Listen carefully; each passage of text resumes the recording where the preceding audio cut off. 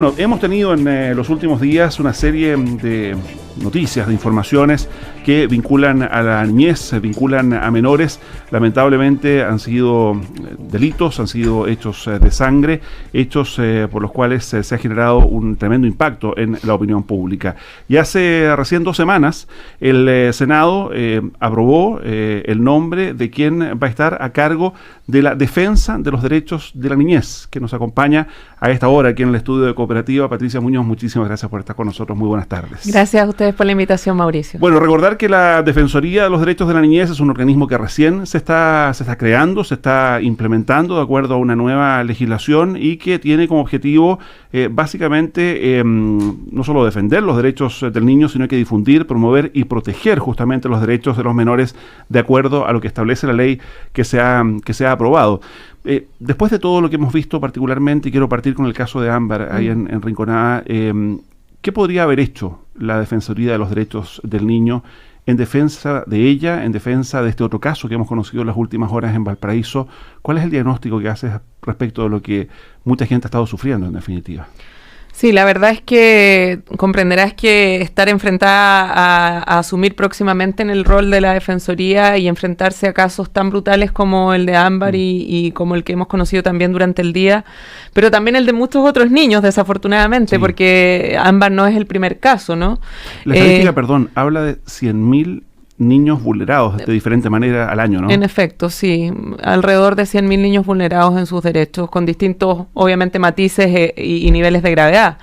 Pero lo cierto es que la Defensoría, tal como tú mencionabas, tiene un rol que no implica, y me parece importante relevarlo, no implica sustituir la labor de otros órganos del Estado, ¿no? O de otros poderes, como sería el caso del Poder Judicial a través de los tribunales de familia, sino que más bien lo que debe ser es un fiscalizador, de alguna forma, de que la estructura estatal efectivamente se comporte en concordancia con las exigencias que los estándares de derechos humanos en materia de infancia exigen a nuestro país, y se lo exigen porque nosotros hemos ratificado la Convención de los Derechos del Niño, y ciertamente tenemos ahí una falencia de la cual hacernos cargo, y por lo tanto desde ahí, en la lógica de lo que tú planteas, evidentemente yo he formulado una visión bastante crítica respecto de cómo hoy día en el procedimiento jurisdiccional de familia se están tomando definiciones respecto de qué personas deben estar al cuidado o no de los niños, y eso lo planteo al menos desde la necesidad de revisar y, por cierto, hacer las modificaciones que implique esa revisión de qué tipo de exigencias estamos imponiendo a quienes pretenden cuidar o quedarse con el cuidado de los niños, y también de qué nivel de capacitación y de formación técnica tienen aquellos profesionales que deben evaluar a estas personas que van a ser cuidadores y, por tanto, entregar información al tribunal para que éste tome una decisión con un fundamento técnico realmente que se relacione con las necesidades de ese niño en particular y, por tanto, que atienda a el interés superior de ese niño. Ahora, yo entiendo que desde un caso particular, por muy doloroso que este sea, no se pueden sacar conclusiones generales, pero a partir de la situación que hemos conocido en los últimos días con Ámbar, ¿es eso lo que está fallando principalmente? ¿Es la falta de cuidado en entregarle a menores vulnerables, a personas que no son idóneas, no son adecuadas? La verdad es que yo creo que hay un margen de una cierta amplitud de factores, ¿no? Sin duda parece que uno de los aspectos más relevantes a atender tiene que ver con las capacidades de las personas que tienen que estar bajo la responsabilidad, o más bien con el cuidado de los niños. Y esto lo planteo porque efectivamente tú tienes razón, no podemos sacar conclusiones a raíz de un caso en concreto, pero para mí fue imposible no recordar, cuando supe el hecho de Ámbar, el caso de una niña boliviana que se llamaba Paola Pacajes. Hay un libro que se llama Todos fuimos culpables, donde quienes puedan acceder a esa lectura se darán cuenta de que también se evidenciaba muy claramente la incapacidad de un sistema de hacerse cargo de no solo colaborar con la posibilidad de que esa madre, en este caso, tuviera un rol protector con la niña, sino que además de la incapacidad manifiesta de entregarle su cuidado a una persona capacitada. Y cómo además, a pesar de una participación activa de un programa del Servicio Nacional de Menores que entrega información al Tribunal de Familia diciendo que la niña estaba siendo vulnerada, persiste la decisión del tribunal en mantener el cuidado a cargo de esta persona, que finalmente su hijo termina violándola, asesinándola y quemándola. ¿Y por qué te traigo a colación esto? Porque en el fondo lo que yo me planteaba era qué tenemos que esperar, digamos, si ya vuelve a pasar y nos damos cuenta de que también tenemos este tema, de que sabemos y empezamos a escuchar de que el imputado era violento, que tenía comportamientos agresivos, y es ahí donde surge la legítima inquietud, ¿no es cierto?, no solo para mí, sino que para la ciudadanía entera, de cómo es posible que se entregue el cuidado a una persona que era su tía, efectivamente, pero que su tía residía con otras personas en ese grupo familiar. Ya, pero ¿cómo es posible? O sea, aquí hay un tema de criterio, bueno, es que aquí hay un tema de que los jueces de familia particularmente están sobrepasados y no alcanzan a hacer bien su trabajo, o hay algo ya sistémico que hay que modificar. Es que a eso iba con lo que te indicaba al inicio. Acá me parece que un tema central tiene que ver con la especialización y la capacidad técnica. O sea, ¿qué quiero decir con eso? Quiero decir que las duplas o las personas y profesionales que intervienen en los procesos tutelares para determinar y para entregar la información a un juez diciéndole, Mauricio Bustamante está apto para poder hacerse cargo del cuidado de un niño, efectivamente tengan esa capacidad técnica suficientemente avalada para que ese juez tenga la resolución, la tranquilidad de que efectivamente se ha hecho todo lo que está destinado a evitar que ese niño sea entregado a una persona que va a vulnerar sus derechos. Con esto, imposible sería decir, después de que eso se haga, no va a haber ningún niño que sufra una vulneración, porque sería falsear información. Lo que quiero decir es que acá tenemos que hacer los cambios que impliquen efectivamente preocuparnos de las necesidades de los niños. Si no hacemos un giro y si las instituciones no son capaces de tener una visión autocrítica de su funcionamiento, evidentemente no vamos a poder avanzar. Y al menos desde el rol que yo asumiré el 1 de junio, lo que pretendo y confío es que las instituciones, que todas han tenido un discurso muy claro en pro de la infancia y en pro de los derechos del niño, sean consistentes con ese discurso y por tanto tengan la generosidad también de asumir que hemos estado en falta en algunos aspectos respecto de los derechos de los niños. Ahora, vuelvo a la pregunta original. ¿Cómo desde esta recién creada Defensoría de los Derechos de la Niñez se puede colaborar, se puede ayudar a que situaciones de esta naturaleza, está bien, a lo mejor pueden aisladamente y de manera muy lamentable volver a repetirse, pero cómo tratar de hacer todo lo posible para evitarlo? Eso es lo que yo entiendo parte central de la función que tiene la Defensoría y que precisamente lo que busca es que desde este rol que es técnico se pueda asesorar en la modificación de los procesos institucionales.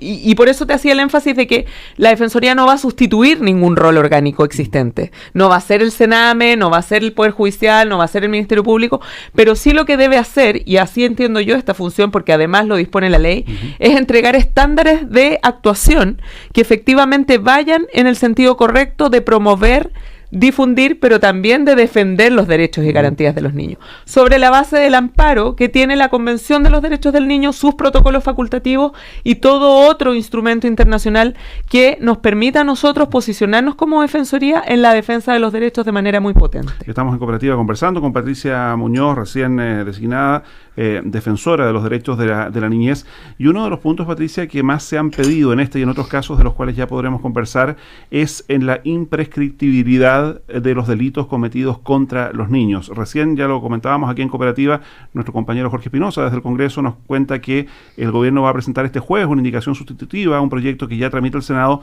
para aumentar a 30 años el plazo de prescripción de los abusos sexuales contra menores. ¿Parece esto no solo indicado, sino que suficiente? Porque quienes sostienen, y en otros países así es, estos delitos son derechamente imprescriptibles, o sea, no hay plazo finalmente. Sí. Yo soy de esa posición, la verdad. Yo estoy por la imprescriptibilidad, no por ampliar el plazo, que entiendo es, tal como tú mencionas, sería lo que vendría en la indicación sustitutiva. Yo estoy invitada el día de mañana precisamente a la firma de este proyecto y esta indicación que va a realizar el presidente Piñera y por tanto no conozco el detalle del proyecto. 30 años que aplicarían, nos cuenta Jorge, desde que llegan a la mayoría de edad. Claro, lo que pasa es que hoy día lo que dispone la ley es que cumplida la mayoría de edad, se extiende el plazo de prescripción 10 años más desde la mayoría. Y de acuerdo a lo que ha salido en los medios de comunicación, el gobierno estaría planteando la ampliación de esos 10 años a 30. Pero la verdad es que desde la lógica de la victimología, desde la lógica de las necesidades de las víctimas, particularmente de las víctimas de agresiones sexuales, lo cierto es que plantearse la imprescriptibilidad en términos absolutos es un planteamiento sumamente coherente con los procesos que estas personas viven, ¿ya? Prueba de ello ha sido, sin duda, la situación que enfrentaron James Hamilton, Juan Carlos Cruz y José Andrés Murillo, donde queda de manifiesto que una situación como 10 años a contar de la mayoría de edad no es suficiente muchas veces para que las víctimas logren realizar el proceso, particularmente si atendemos, Mauricio, a que casi un 80% de las agresiones sexuales se producen en el ámbito intrafamiliar y por lo tanto hay una ambivalencia muy brutal en relación a el vínculo, ¿no es cierto?, que ha logrado construir el agresor y que ha logrado de alguna manera, sea por vía de la seducción, sea por vía del engaño o por vía de la fuerza incluso, imponer en la víctima, donde también el silencio es un proceso que también es difícil, digamos, de enfrentar. O sea, esta sería una medida en la dirección correcta, pero insuficiente. Desde el punto de vista de lo que se ha planteado y desde los análisis que se hacen en relación con las víctimas de estos delitos, yo creo que ojalá podamos, en la tramitación del proyecto, digamos, avanzar en la línea de lo que se ha planteado como el proyecto de imprescriptibilidad. Quiero avanzar al otro tema que ya anticipabas. Hoy ha sido esta conferencia de Cruz, Hamilton y Murillo en Roma, y ellos justamente planteaban esto en la misma dirección. Acá estamos hablando no solo de los derechos del niño, sino que también de derechos de adolescentes, pero ¿dónde está el límite del trabajo que ustedes van a realizar? Porque ¿qué pasa con aquellos adolescentes que cumplen la mayoría de edad? ¿Allí se quedan sin defensa, sin alguien que se preocupe por ellos y por sus derechos? Bueno, formalmente, claro, en la estructura de la convención entendemos por niño a toda persona menor de 18 años, en lo que se regula en nuestra realidad. ¿Y qué pasa con esos abusos como los que han denunciado Cruz, Hamilton y Murillo? Claro, lo que ocurre es que en esos casos no debemos olvidar que la situación de prescripción y lo que apunta a la imprescriptibilidad es que efectivamente se les reconozcan tanto víctimas en tanto haber sido víctimas cuando eran menores de edad. Desde ahí, si tu pregunta apunta a la posibilidad de representar judicialmente, entiendo esos casos, no sería posible porque efectivamente la representación judicial está pensada en el rol de la Defensoría para quienes tengan efectivamente una edad inferior a los 18 años al momento de que se produzcan los hechos y la denuncia eventualmente, ¿no? Pero desde ese punto de vista, lo que a nosotros nos parece relevante, o a mí me parece relevante porque hoy día la Defensoría soy yo, digamos, es que ojalá en la tramitación legislativa se pueda escuchar a las personas que realmente desde el punto de vista científico y desde el trabajo que se realiza con víctimas permanentemente, yo trabajo con víctimas hace 15 años, uno se da cuenta que son procesos necesarios de un tiempo que no necesariamente son los tiempos ni de los procesos penales ni de la ley. Y ahí es donde me parece que quizás limitarlo en un periodo de tiempo es desconocer de alguna manera las necesidades que las propias víctimas pueden tener. Y que son necesidades, Mauricio, que no es posible generalizar.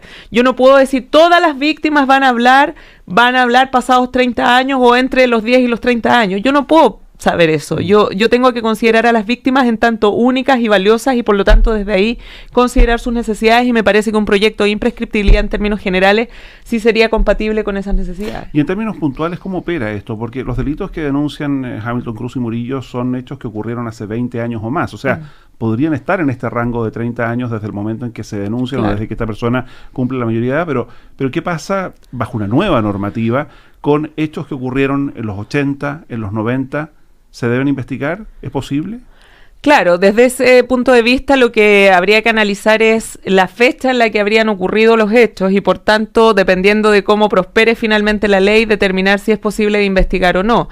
Lo que el proyecto de imprescriptibilidad en términos absolutos planteaba, no conozco cómo viene, insisto, el proyecto del Ejecutivo, es que efectivamente se considere que es una acción penal pública mientras la víctima tiene minoría de edad. Eso significa que el Ministerio Público debe investigar independiente de si la persona denuncia o no, y que luego, pasada la mayoría de edad, el hecho sea de acción penal pública previa instancia particular. ¿Y eso qué involucra? En términos simples, involucra que yo no puedo investigar si no hay una denuncia del ofendido. ¿Por qué? Porque yo tampoco puedo exponer y obligar a una víctima mayor de edad a someterse al proceso penal si es que no quiere esa persona develar y contar lo que le ha ocurrido.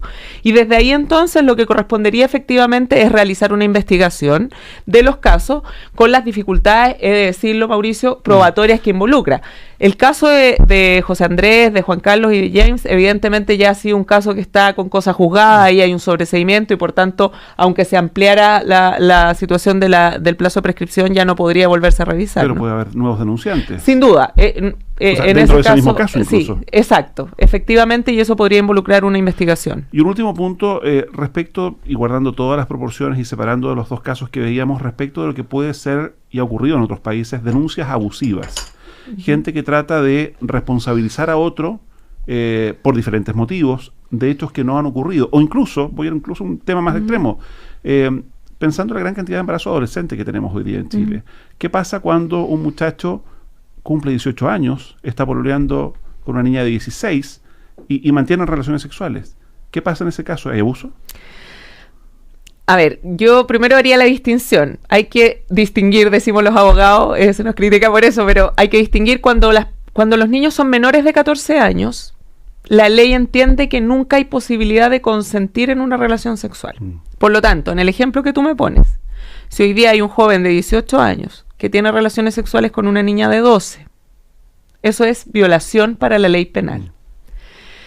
¿Qué ocurre en la realidad cuando uno se enfrenta como fiscal a estos casos? Porque a mí me tocó ver a niñas con 12 años con una guatita de embarazo de 7 meses llegando de la mano con el pololo de 18 años. Y ahí uno se pregunta, ¿qué voy a hacer con este joven? ¿Cómo lo persigo? ¿Cómo hago que este hecho, cuando llegan de la mano, son pololos, la familia está de acuerdo, en fin, cómo hago que no sea ya aún más dificultoso desde el punto de vista de someterse a un proceso penal? Y ahí, usualmente, en esos casos, lo que hace el proceso penal es buscar una salida alternativa para no penalizar a ese joven. Distinta es la situación si la víctima, entre comillas, tiene más de 14 años, porque efectivamente las personas mayores de 14 años pueden consentir en una relación sexual. Y por lo tanto, desde ahí, eventualmente, no nos enfrentaríamos a la comisión de un delito de violación. Lo que me lleva a la otra pregunta respecto de denuncias abusivas. Ya, el tema de las denuncias abusivas, la verdad es que es algo que obviamente uno, cuando es fiscal, tiene que tener dentro de las posibilidades. Cuando uno investiga estos delitos, y también los jueces en el caso de la justicia antigua, ¿no es cierto?, tienen que plantearse distintas hipótesis en relación con el delito. Y por tanto, una de ellas también debe ser la posibilidad de que esa denuncia no tenga asidero en lo real. Lo importante es que existen acciones legales que el sistema contempla, Mauricio, para aquellos casos en los cuales las personas entiendan que están siendo denunciadas injustamente, calumniosamente o de alguna manera que implica imputar un delito que no existe. Y por lo tanto, desde ahí el sistema tiene suficientes garantías. También la obligación de objetividad que tiene el Ministerio Público en la investigación de alguna manera debe marcar, ¿no es cierto?, la estructura de una investigación y por tanto hacerse cargo de responder las distintas hipótesis que hay y de descartar las distintas hipótesis. Entonces yo me planteo, el hecho pasó, el hecho ocurrió pero no es la persona imputada y puede ser otra, el hecho no pasó, la denuncia tiene alguna motivación. Estoy planteando solo 4 hipótesis en este ejemplo, ¿no es cierto? Y lo que debo hacer responsablemente como fiscal es hacer una investigación acuciosa, objetiva, y que cierre todas esas alternativas para que yo finalmente, al tomar una conclusión, pueda demostrar en un tribunal que la hipótesis que primó por los antecedentes probatorios es, por ejemplo, que el hecho ocurrió pero lo cometió otra persona o etcétera. Entonces desde ahí existen los suficientes resguardos. No debemos olvidar además que los imputados tienen derecho a defensa y que por lo tanto desde ahí se pueden construir también esas teorías en relación con esa materia. Como lo vemos, muchísimo tema que debatir, muchos desafíos por delante. Patricia Muñoz, nueva defensora de los derechos de la niñez, muchísimas gracias por habernos acompañado aquí en Cooperativa. Gracias a ustedes por la invitación.